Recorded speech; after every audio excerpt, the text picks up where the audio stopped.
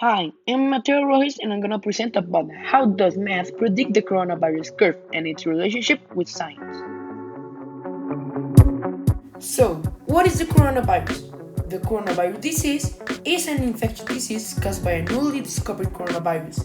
The coronavirus can cause lung complications such as pneumonia and, in the most severe cases, acute respiratory distress syndrome or ADS. Sepsis, another possible complication of COVID 19, can also cause lasting harm to the lungs and other organs. In pneumonia, the lungs become filled with the fluid and inflamed, leading to breathing difficulties. For some people, breathing problems can become severe enough to require treatment at the hospital with oxygen or even ventilator. So, how does math predict the coronavirus curve? Part of the power of mathematics is to predicting the future. Math helps us see how many coronavirus cases we would see in the future and what can we do. By mathematics, we can see the effect and the actions that the coronavirus is going to do next. We can predict the cure by a graphical calculation to understand the actual change and behavior. We can calculate the infected people per day, hour, month, etc. Math can predict the cure by a graphic representations created by data. It is based on prediction. In this case, we can predict from the total data the people in the hospital, and by that we can calculate the rate and tendency, understanding the actual curve. According to the data, infections kept doubling and doubling every single day, but that we can predict by the time an event will last, like the time all the beds in hospitals would be full.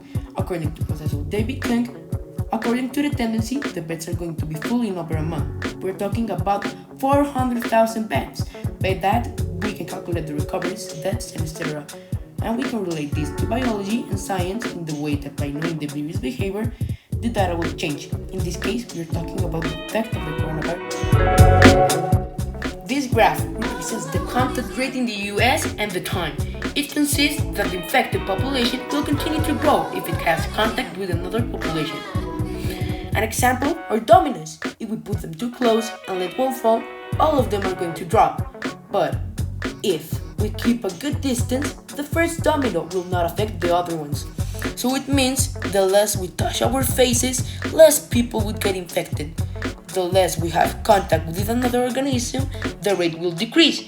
It is based on a cause and effect situation, keeping our respiratory system safe. We can see a clear relationship with biology in the way that the virus will not enter to our mucous membranes, have no effect on the respiratory system.